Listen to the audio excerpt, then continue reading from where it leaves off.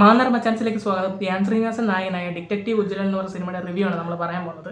അപ്പോൾ ഈ സിനിമയിലോട്ട് വരുവാണെങ്കിൽ നല്ല രീതിക്ക് തന്നെ ആ ഒരു ഇൻവെസ്റ്റിഗേഷനും ആ ഒരു സംഭവങ്ങളൊക്കെ നല്ല രീതിക്ക് തന്നെ ഡയറക്ടർ കൊണ്ടുപോയിട്ടുണ്ട്. പിന്നെ സ്ക്രിപ്റ്റ് ആണെങ്കിലും നല്ല കിടില സ്ക്രിപ്റ്റാണ് ഈ സിനിമയിലെ ഏറ്റവും വലിയൊരു നല്ല മെയിൻ ഘടകമെന്ന് എനിക്ക് കണ്ടപ്പോൾ തോന്നിയത്. നല്ല ഗ്രിപ്പിംഗ് ആയിട്ടുള്ള സ്ക്രിപ്റ്റാണ്. നമുക്ക് ഒരു രീതിക്കും ഒരിടത്തും ലാഗ് അടിക്കാതെ ബോറടിക്കാതെ നല്ല രീതിക്ക് തന്നെ ആ ഇൻവെസ്റ്റിഗേഷനിലോട്ടൊക്കെ കയറുമ്പോഴത്തേക്കും നമ്മൾ അവരുടെ കൂടെ യാത്ര ചെയ്യുന്ന രീതിക്കത്തെ ഒരു പടമാണ്.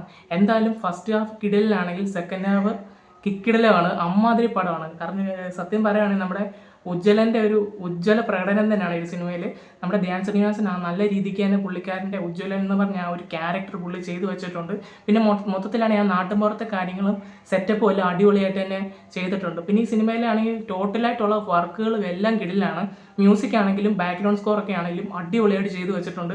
പിന്നെ എഡിറ്റിങ്ങിൻ്റെ കാര്യം എടുത്തു പറയാനാണ്, കിടിലൻ എഡിറ്റിംഗ് ആണ്.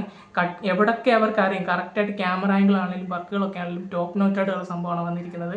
എന്തായാലും ഈ സിനിമ ഉറപ്പായിട്ട് നമുക്ക് ടിക്കറ്റ് എടുത്ത് കാണാൻ പറ്റിയ ഒരു ചിത്രം തന്നെയാണ് ഡിറ്റക്റ്റീവ് ഉജ്ജ്വലൻ.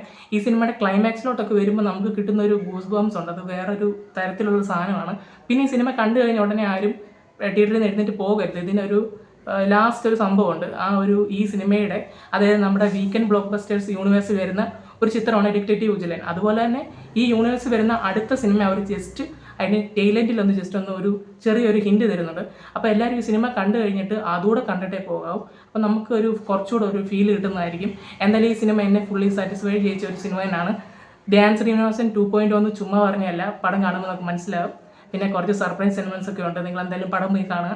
അപ്പോൾ നമ്മുടെ വീഡിയോ ഇത്രയൊക്കെ ഉള്ളൂ. ഞാൻ ചാനൽ ഇഷ്ടപ്പെട്ടെങ്കിൽ ലൈക്ക് ചെയ്യുക, ഷെയർ ചെയ്യുക, സബ്സ്ക്രൈബ് ചെയ്യുക.